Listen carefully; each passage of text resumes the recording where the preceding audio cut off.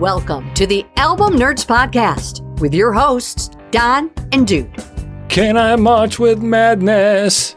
Metal madness. The Album Nerds Podcast. I'm Dude. I got Don with me. Are you ready for round 2 of the March Metal Madness insanity? Yeah, but my bracket, it's not busted, it's shredded. I don't know. That was supposed to be a guitar shred. I don't know. It sounded like an alarm clock or something. Yeah.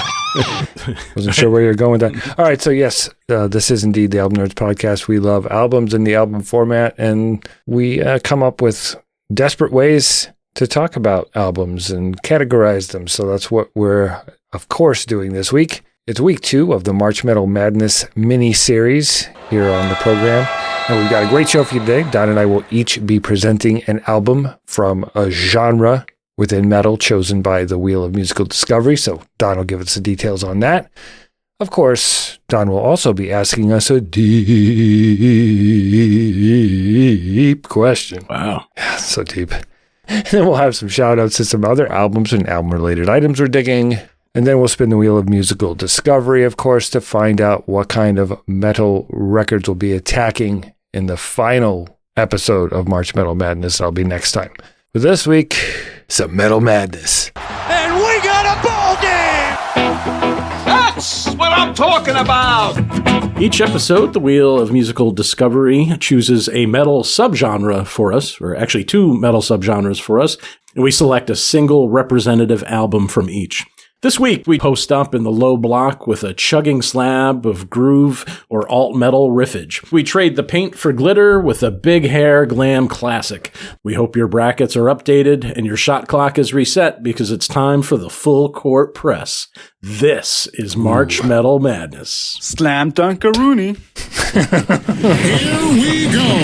March Metal Madness. All right, so there is a lot to talk about. Our choices are interesting. It's actually turned out kind of similar, but still very different from each other. Mm-hmm. But both moving away, I think, from their respective genres in these particular records. But anyway, so we kind of tried to look at this from a Final Four type perspective. Mm-hmm. So what were the other 3 you were considering in the groove alt metal space? Right. So it is difficult because we kind of combine 2 genres. Right. So groove metal was, I guess something that kind of followed thrash metal where we slow it down a little bit and it's a little groovier. And then alt metal is just, I guess metal that was incorporating sort of some of the elements of alternative music in the 90s, basically, right? Funk and other things too. Yeah. So one album is Faith No More, but the one that came after the big one, Angel Dust, from 1992. Many people look at that as a blueprint for the alternative metal genre. Well, it's got that cover of Easy. Oh yeah, that's right. Richie song on it. So yeah, and then getting into the groove space, Sepultura. Is that how you say it? Chaos AD. Yes, yeah. Chaos AD from 1993.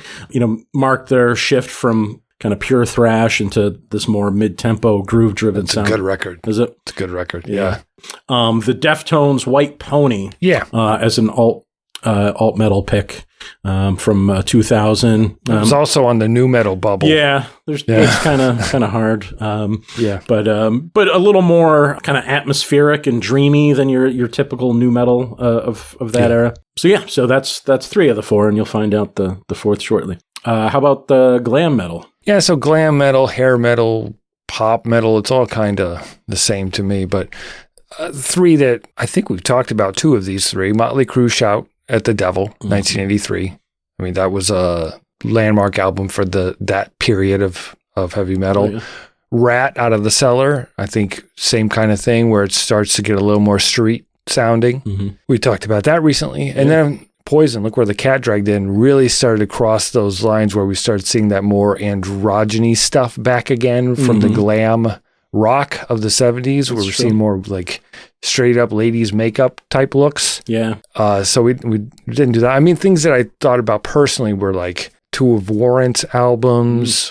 Cinderella. Yeah, Cinderella. There were a lot of other bands I thought about, but I wanted to go with something that I really loved this time because that's always fun. So we'll get to that in a little bit. So the picks are in. The court is polished. Time to get them shoes a-squeaking.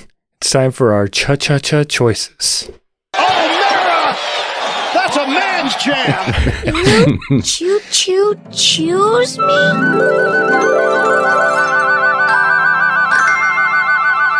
All right, so my top seed coming out of the groove alt metal bracket is Pantera, Cowboys from Hell, released in July 1990.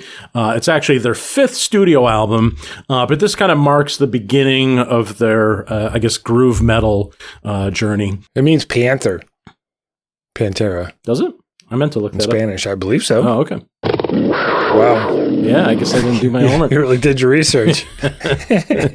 So Pantera are from Arlington, Texas, formed by the brothers Dimebag Darrell on guitar and Birth name? It's not Dimebag? That's cool.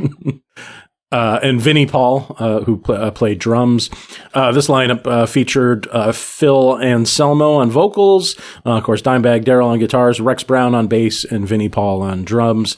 So they were kind of filling the glam metal space, on their first 4 albums, but they, slowly incorporated more heavier thrash into their sound. And then many point to this as maybe being the beginning point of groove metal. I'll stop talking and let's hear the opening cut. It's the title track, Cowboys from Hell.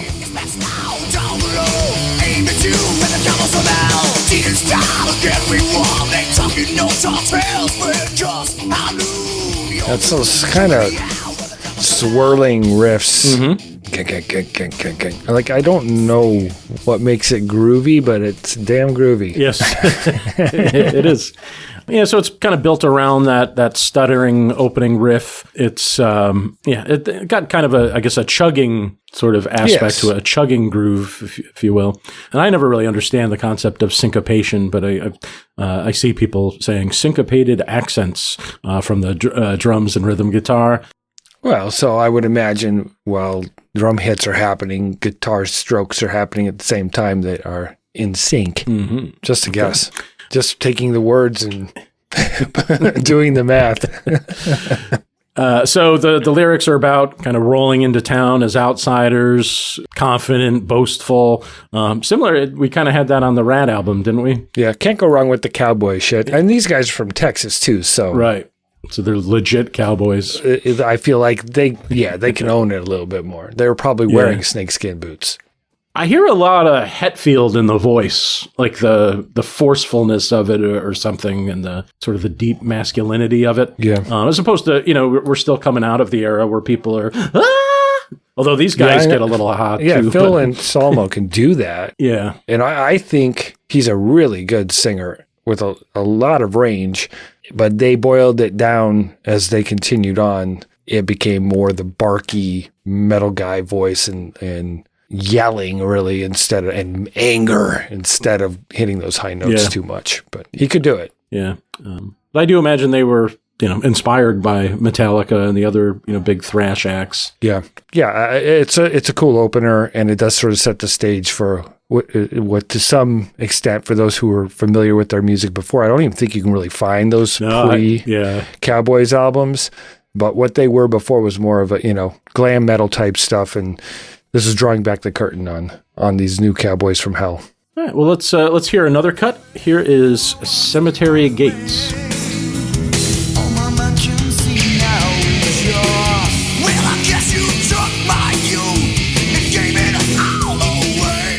Yeah, on the follow-up album to this, there's a ballad where Phil does this Tim Moore effect, where it's the soft stuff, and then it's that love song, love, like it just.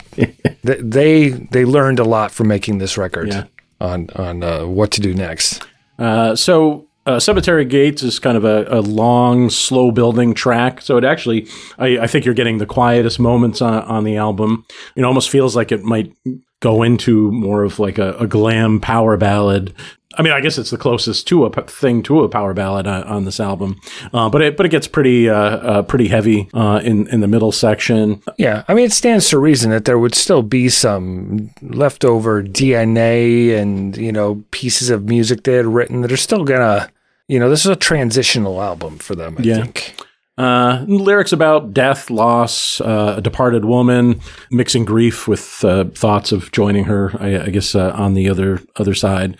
Yeah, it's really, I do think it's one of the standout cuts. It is one I think that I had heard before, maybe on a episode of Headbangers Ball or something. Sure. But I definitely a compelling track. Yeah, I had read that this may have been written somewhat about two of Anselmo's close friends from New Orleans who on back-to-back weekends had committed suicide. Jeez. You never know right. what you find out there. I also read that Rex Brown, the bass player, found a Guild guitar sitting in the studio and started playing, and that's where that acoustic intro came from. There's some backwards piano on the intro section, apparently. But, grief and religion and the afterlife and all the kind of stuff you'd expect from a song like this. But they do it well. I like seeing that tender side and then the pain coming out more angrily instead of the sadness. So, and the end is pretty dramatic. You kind of have Anselmo. I mean, he starts to hit some of those higher notes, and it's almost like he's trading with the guitar. They're kind of almost like a call and response thing. Maybe like grief or crying out in pain. I don't know. Sure. All right. Well, was there a cut you'd like to highlight from Cowboys from Hell? Of course. It's on the notes. We're required to, Don. This one, I wish it was called Donimation. Yes. And was about you, but unfortunately it's not. It's Domination. Let's check it out. Your eyes will see the dawn of the day and the legend on the wall. That singing, barking, bringing in some elements from some other, like death metal and stuff that were not super mainstream. Not doing it full effect, but it just feels like little touches of some of the darker parts of metal that maybe we weren't seeing too much of at these levels. Mm-hmm. This became a hit record after the next one came out, but in the MTV era, I think they could have made it on there, and like a black metal or death metal band from Sweden wasn't going to be on MTV. Mm-hmm. You know what I mean? But riff-driven aggression, kind of a groove metal thesis statement, I think. Like it's got all the elements, palm-muted groove sections, the kick drum patterns, just kind of keep the whole thing locked in. The midsection breakdowns really stand out. Yeah. Dimes sustains on those notes is pretty amazing. Yeah, he does some shredded on here too. Yeah, and the end of the song. You like the end of the song, Don? Very much. Yeah, I mean, it's got that. I guess that's sort of maybe indicative of what groove metal is supposed to be, because it's a thrashy sound, but it's kind of slowed down. And, and I don't know how to stompy, like you said earlier. Yeah. There's a march to it. Yeah, it becomes kind of hypnotic. Mm-hmm. But yeah, I really enjoyed this track. I like that they let things breathe quite a bit. They explore. I mean, there's elements of kind of progressive metal going on here, I think. Yeah, that's fair. Yeah, I guess we should talk about the lyrics a little bit, but I think it's about being crushed and controlled by an outside force, being dominated. Like you're in this personal hell because you don't have control over whatever this force is that's dominating you. I don't know. Yeah, no, I think that could be a vice of some kind, could be a person. Right. I don't know. Yeah, I would have liked Donimation better too. Yeah, because you don't want to be dominated. All right, well let's get to the closing cut here. The Art of Shredding. Shredder, bebop, rocksteady, turtles. You sound like you're trying to poop. Yeah, that's kind of how he sounded.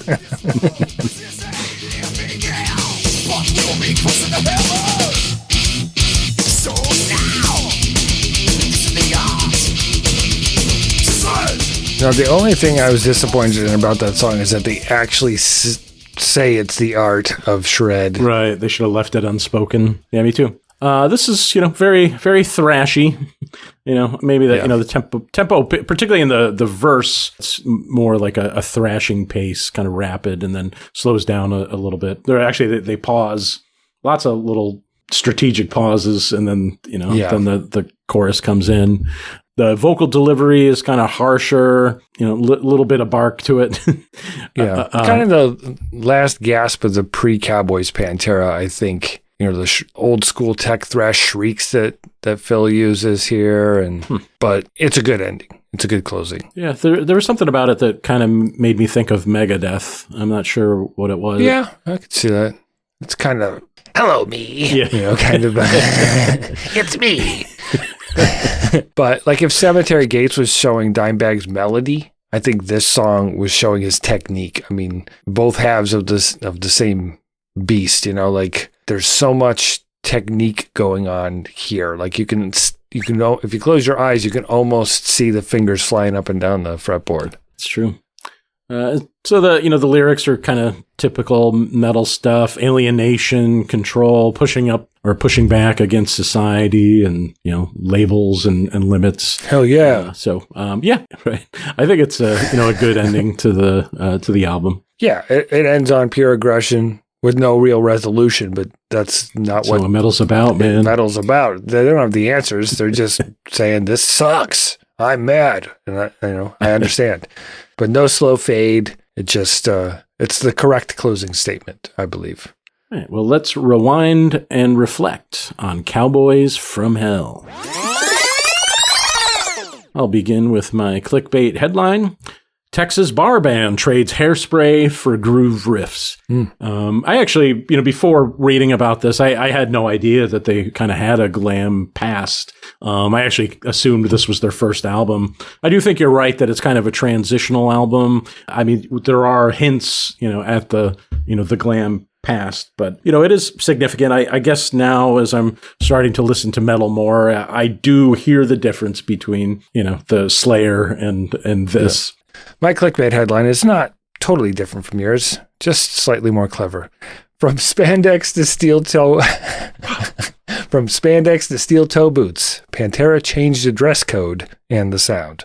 Yeah, they're wearing shorts and sleeveless t-shirts and more kind of your dirty boy metal look. Sure. Though this was not as consistent as Vulgar Display of Power, which comes a little later. There are some great tracks on this that we'll get into in the Killer to Filler, but sonically it transcends its 1990 release. It sounds nothing like glam or what was on rock radio, and kind of reflected the band's full escape from their past sound. Perfect for the grunge era, really. I mean, grunge kids could dig this brand of heavy metal because the guys were dressed like grunge guys in a way, just dressed in street clothes, and they sounded angry, just a little more viciously angry and less about, kids that spoke in Class C. Yeah, that's right. Okay, Killer to Filler. Any personal favorites? Psycho Holiday, mid-tempo chug, kind of feels uneasy, which I like. It's hard to describe, but the main riff just feels hard to hold on to. I think that maybe I'm chasing it. Maybe that's the groove. Well said. Well, it happens once in a while. But lyrics are about anxiety, overindulgence, trying to escape a self-destructive cycle in life. So, the rock and roll life, like, am I an artist? Am I a party monster? I'm a little bit of both. How do I do this? What about you? I like Medicine Man a lot. It's kind of in the second half of the record. Very, dark sounding. I assume it's about drugs.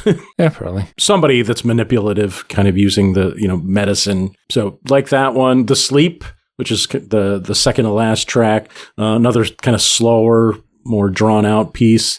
I like that one a lot as well. Not really. There's nothing I'd point to as, being filler. I think I could stand to be a little bit shorter. I think it's maybe just a little over an hour. The Sleep for me was it's good, in a good mood, but kind of underwhelming execution compared to some of the other tracks, in my opinion.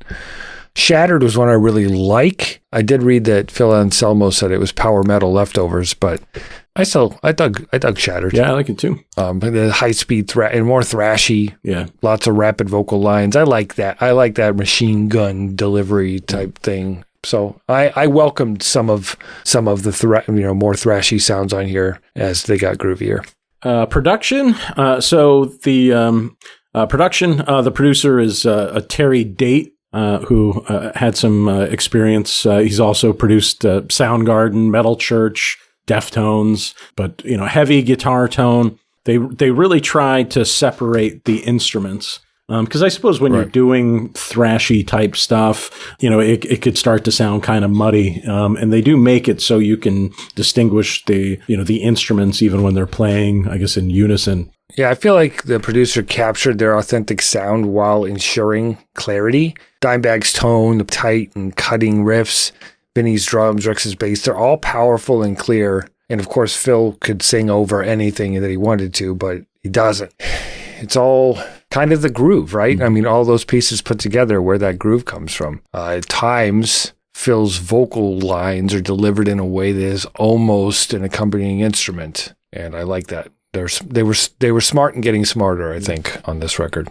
Yeah. I mean, it's plenty raw in terms of energy, but it feels like a very professional band. Yeah. Replay value? Yeah, for sure. I mean, the front half is a little stronger, I think, than the back. But, I mean, it's a great unbroken run of, like, consistency. And then the back half is a little more picking and choosing, but it's still, all in all, something to absolutely go back to. I tend to listen to Vulgar all the time, and I rarely listen to this one. I'm going to pick it up a little bit. Okay. But this one's profile has gone up in my ears. Excellent.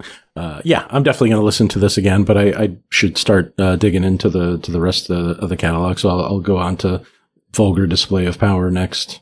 Yeah, that's going to kick you into all sorts of places. All right. Legacy. I mean, it helped redefine heavy metal, abandoning glam, and not quite fitting the thrash template. And Pantera pioneered a new lane, and that's pretty cool. Dimebag's guitar work, he was like in his early 20s, inspired a generation of groove alt new metal bands. I think a lot of the stuff we're hearing in the new metal space is built on the foundation of his guitar style, and that's really cool. Yeah. Well, Cowboys from Hell marked a moment when heavy music tightened its boots, cut the hairspray, and stepped into a heavier groove. Pop it into your tape deck and tell us what you think. Excuse me. I'd like to ask you a few questions. It's time again for Deep Questions by Don. All right, and we're knee-deep in our March metal madness. So another metal-related question. What was your first metal show? Well, when I was in 7th grade or something, 6th grade, my parents in my little Midwestern town brought me to some Christian Battle of the Bands thing, and there was like a Christian metal band there, and it was the first time I saw smoke machines, and that weird smell. Nice. I don't know what they were called. The guy had white and black striped pants on. That's all I remember. It wasn't Striper, was it? It could have been, but for some reason I don't think so. But really, I guess I would say the true first metal show I went to was Pantera with Typo Negative opening back in 1995 in Poughkeepsie, New York. My friends were really into it, so I went along, and it was crazy. Yeah. There was a lot of punching. Oh, really? Oh, yeah. Oh, my God. Like, I had to stand towards the back. My friends all got their asses kicked in the pit. So, yeah, it was scary, but good scary. Yeah. I mean, Typo Negative was like the calm part. They were the openers. It was kind of like, oh, nice groove. And then these guys came on, and it was nuts. There was pot leaf lights spinning around on the walls and stuff. Mm-hmm. Not 100% my scene as a grunge boy, but I enjoyed it. It was a good show. What about you? Yeah. Well, coincidentally, my first true metal show was Typo Negative. They were headlining. So, I went with a friend, and I had heard Bloody Kisses, and it kind of had like a goth vibe. Right. Sort of, in line with what I, with what I like. So, I was kind of excited about going. But then, when I got there, I expected, I was used to goths, like the ones that go to Cure shows. But this was like this is a different kind of goth, more like angry and aggressive. And there were just a lot more like headbanger type people than even those. And I just remember waiting outside in line and having to go through security, and the guy saying, any switchblades, any chains, and that's not something I ever encountered before. So I'm like, oh, this is going to be a different night.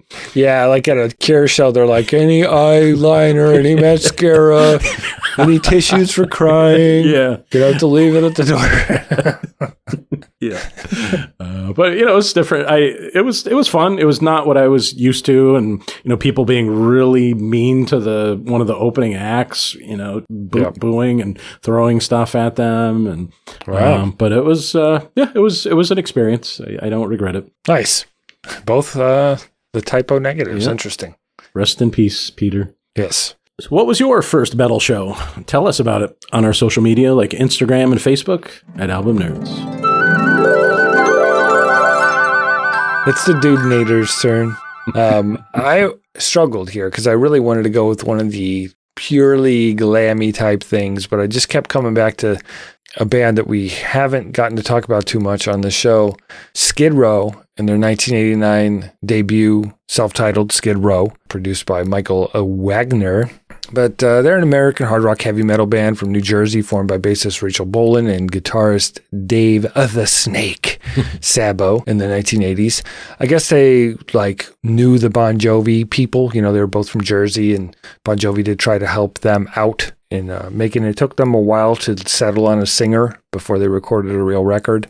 So this was recorded by the classic five-man lineup of Sebastian Bach on vocals, the Snake himself, Scotty Hill on guitars as well, Rachel Bolan on bass, and Rob Afuso on drums. The songs were primarily written by the core songwriting team of Sabo and Bolan, with contributions from the other members.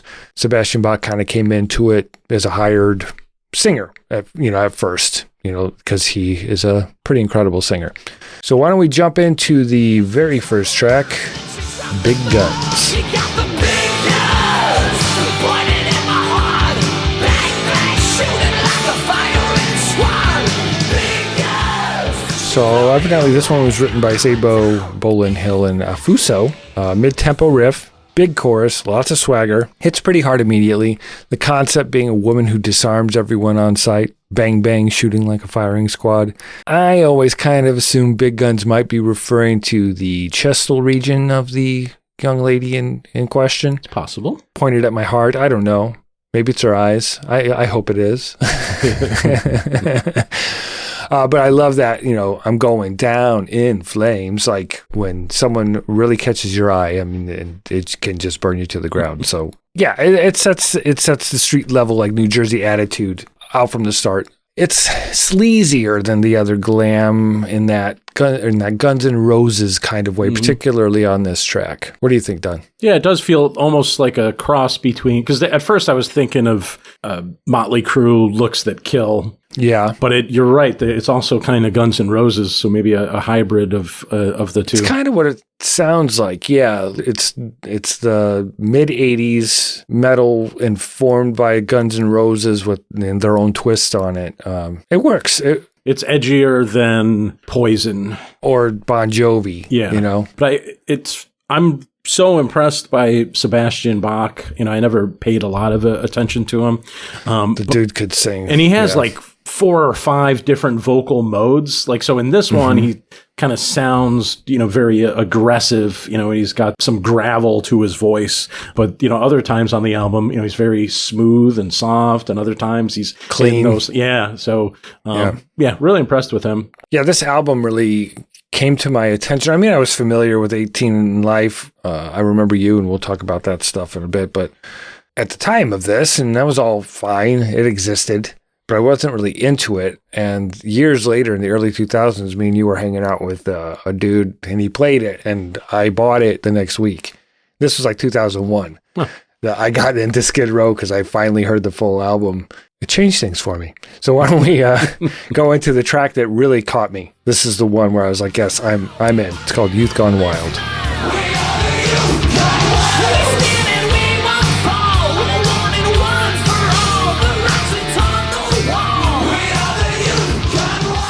Yeah, I was mid-20s or something when I finally was the Youth Gone Wild.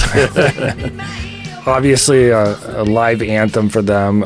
It grabs you instantly with the opening riff. Nothing complicated here, but I think Bach was very young at this point, early 20s, and he has said that he felt the song speaking directly to his life at the time. And you can hear it in here. It feels like really an anthem. Yeah, of, it really does. We're not gonna take it from Twisted Sister, like that kind of a thing. Yeah. For that current part of the metal generation.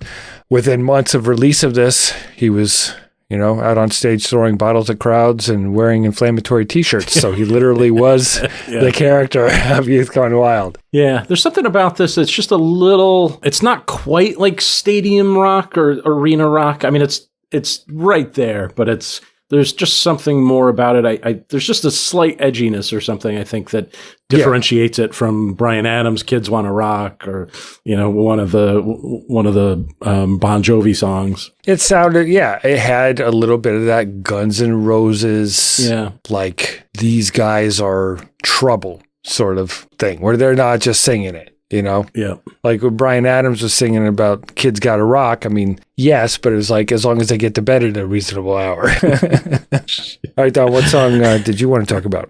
Well, one, I remember from the day from my MTV viewing, 18 and Life.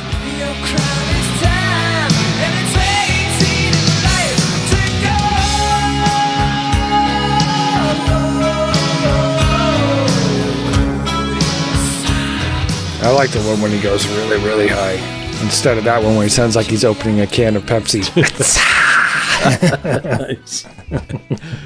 Yeah, well, he's a versatile vocalist. So 18 in Life was written, again, by the team of Bolin and Snake, or Sabo, I guess we'll call him. But this is... a story song, right? About Ricky, who's a tough kid who's drinking and is playing with guns, but he accidentally kills his friend, I think, and he spends the rest of his life in prison. So that's the 18 in Life. Yeah, accidents will happen. They all heard Ricky say he fired his 6th shot to the wind. That child blew a child away. I mean, that's pretty good. Yeah. Little more substantial, I'd say, lyrically than some of the other stuff. So that's part of why I think this song is what kind of broke the album wide open. Is it's steeped in reality. It's got some pretty good imagery in it, and then of course great guitar riffs and Sebastian's soaring vocals that better than what you're typically hearing from the vocalists of these other bands that were fine, very talented singers in the space, but this kid's voice was something special. Yeah, I think he might be just below. I think Kit Coverdale is my favorite of this era, but I think Sebastian Bach might be just under him. Yeah, he's in there. I like these quieter metal anthems that aren't power ballads. So this one's not about love and heartbreak or whatever. So yeah, I like the song a lot. It's pretty powerful. So yeah, to that point, Don, I mean, I do think that this band and this album was sort of the final, hurrah for some of the, what was considered hair or glam metal or whatever at the time. This is one of the last big ones, I think, one of the last big bands to break into that scene as it was just starting to sunset a little bit. This was 1989. Pantera's album was 1990. So just as things were starting to change, Guns N' Roses had kind of ushered in a new era of metal. And I think this is as it was starting to sunset a little bit. And why don't we talk about the closer, Midnight/Tornado. They probably just could have called it Midnight. Anyway, here it is.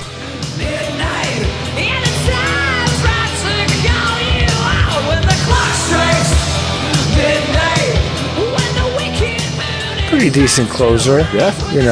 Moody. It's a little slower, but some reviewers over the years have tried to intimate that it's Ricky from 18 and Life sitting in a jail cell, but I don't think so. He sounds angry. Yeah.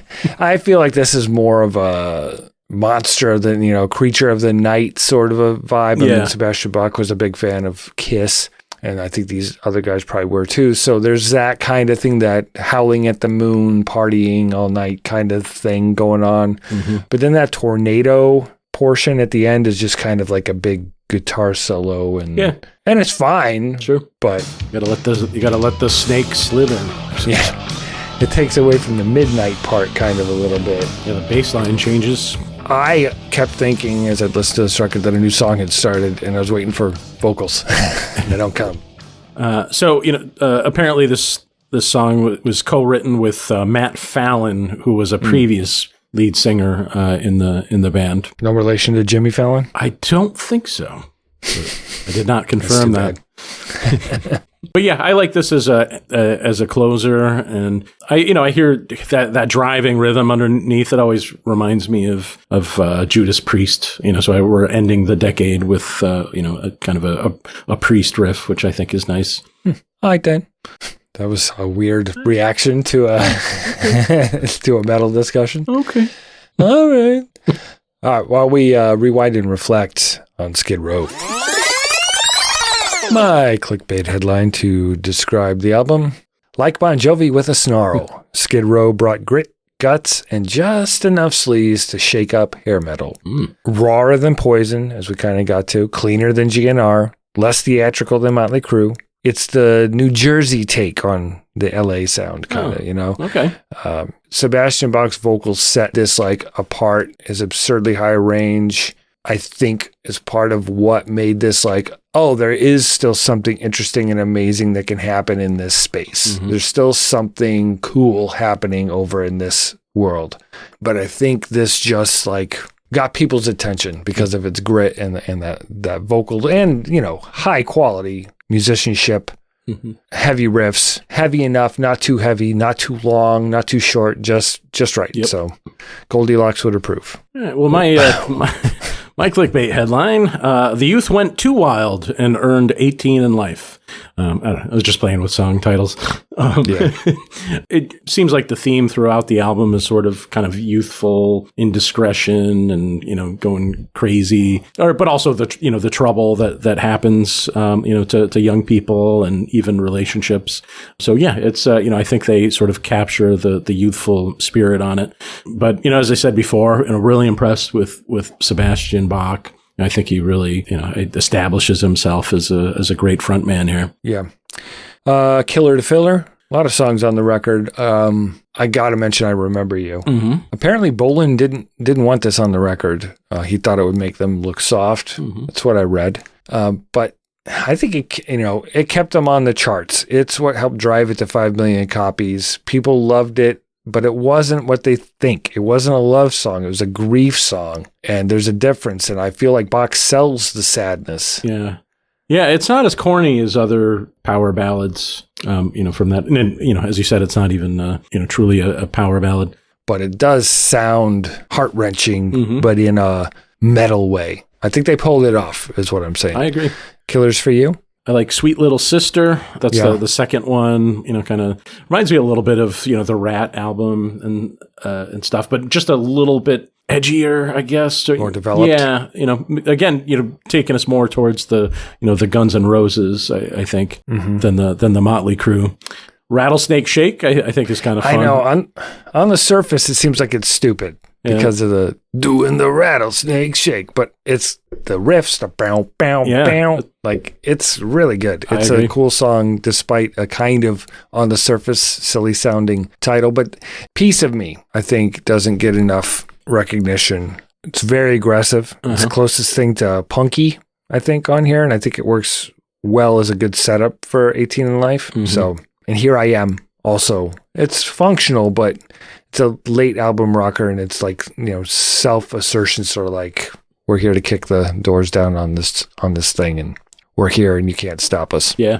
Any fillers for you? Not really. I mean, You Can't Stand the Heartache feels a little more like Bon Jovi-ish or something. Yes, it does. Yeah. That's a good point. But it's not a bad song. Yeah. No, it's not a bad song, but Can't Stand the Heart. Yeah, it's Red Red Rose. I don't know. Yeah, it does lean more toward the Bon Jovi Poison side of things, I think.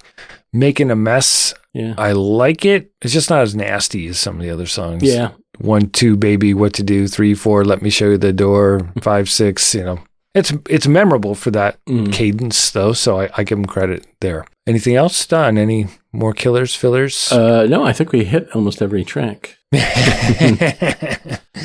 All right, so on the production, what were your thoughts there? I think it sounds clean, but it doesn't sound too polished, I would say. Yeah, I mean, I like any good, metal record, I think it's capturing the energy, making it so you can hear the instruments, hear the voice, hear the melody. So, I think it's good production.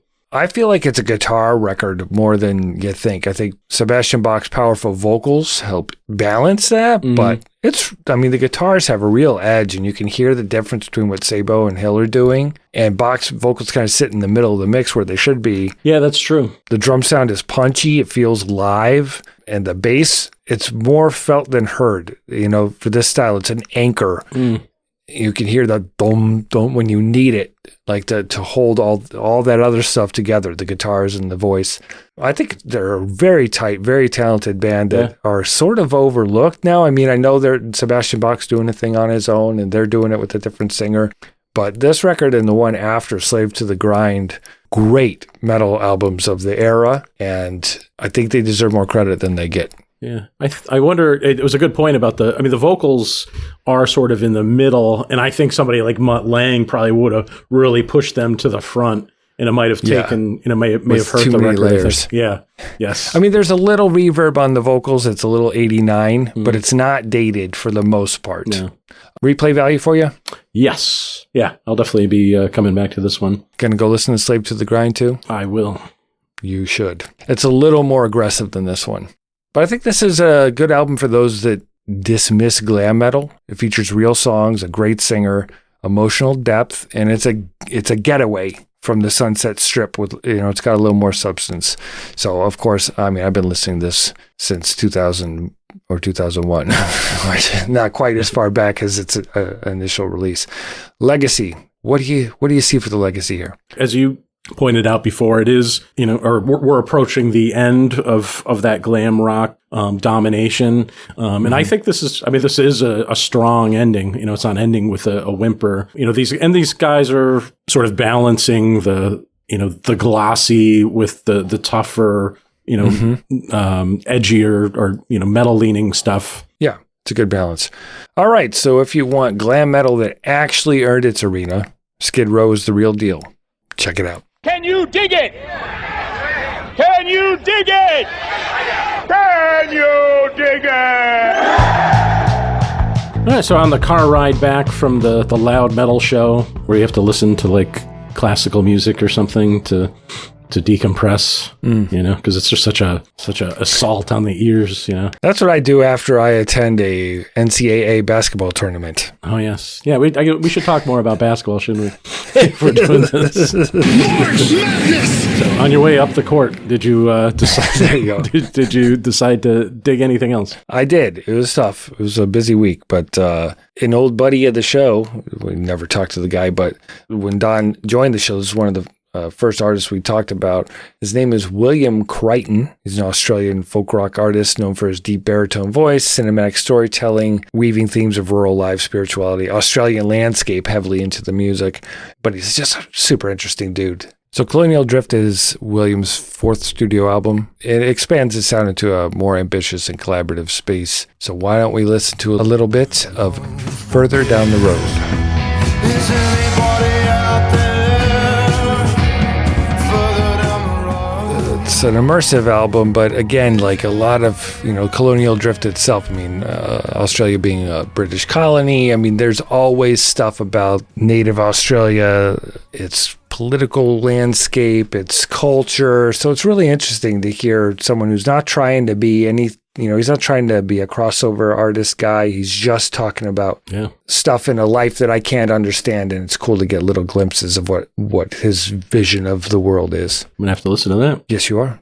Next up, I was at the record store. I was in a hurry. I went through the used bin, and there was an album for $8 that I decided might be fun to listen to on vinyl. It's by Richard Marx, an 80s pop rock hitmaker known for polished songwriting, big hooks, a string of chart-topping ballads and radio staples. This is his self-titled debut. It's glossy, it's radio-ready, it's pop rock, it's power ballads, kind of like this one, Don't Mean Nothing.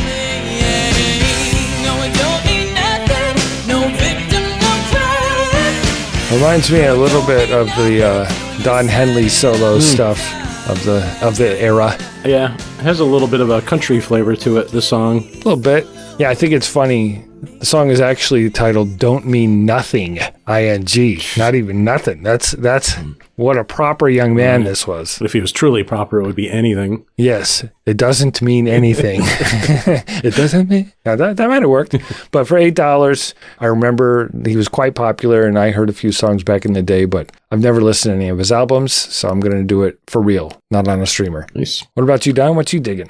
Well, a group that's kind of always been on my radar for the last 20 years or so, but I haven't spent a lot of time with them. They're called Ladytron from the UK. They're kind of an electronic pop group. So like Megatron's wife or daughter? Could be. I am Megatron, leader of the Decepticons. Yes, Helen Marnie, Daniel Hunt, and Mira Arroyo. Kind of mixing club and synth pop and indie stuff. The album is called Paradises, just released this year. Here's a song called For a Life in London.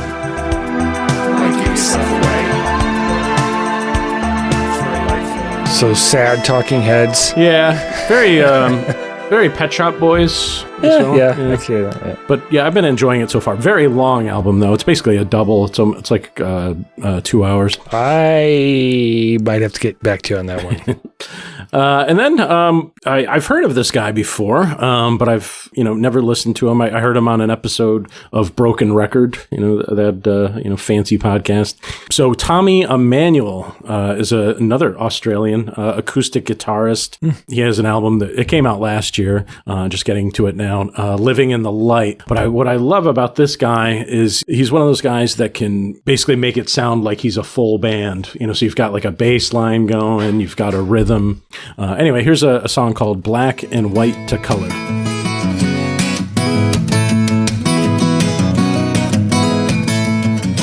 So I know you, Don. Do you sing lyrics to this when you're listening to it? Because I feel like you probably do.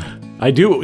He does covers of songs, Like actually on this one, who sang "You Needed Me"? Is that Anne Murray? Yes, Anne Murray. But anyway, it's an instrumental album, but I enjoy it a lot because there's so much going on with his guitar. Quite impressive. So what are you digging? Let us know. Join us on the socials: Facebook, Instagram, Threads, and Blue Sky at Album Nerds. It will be a discovery of extraordinary value. It's about time on the show, and I'm reminded of the words of Joe Elliott of Def Leppard. Wow, a lot of Def Leppard stuff. Yes. And Joe Elliott said, "I detest the phrase hair band or hair metal. It's insulting to us. We're just a rock band. Too pop to be metal and too rock to be pop." Fair enough. Too pop to be metal. Sorry. Okay. That's how he would have said it. Yeah. With that in mind, let's bring out the Wheel of Musical Discovery to see what kind of metal madness we'll be getting up into next time.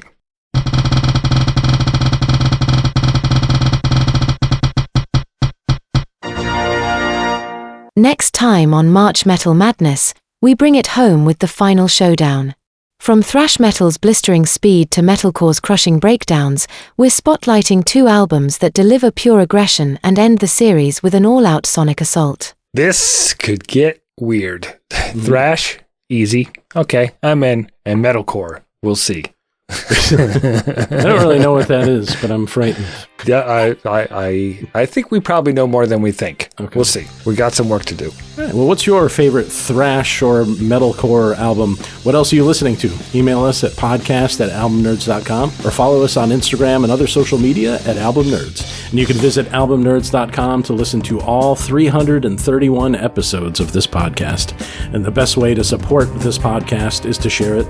Please subscribe, rate, and review on your favorite app. Thank you so much for joining us for another March Metal Madness fourth quarter. Game is on the line. We're talking a thrash metal regional, baby! It's going to be awesome with a capital A! We got the big four: Metallica, Megadeth, Anthrax, Slayer! They're flat out scary, baby! Metallica might be the number one seed, baby, but watch out for those diaper dandies, Torture Demon! Sorry.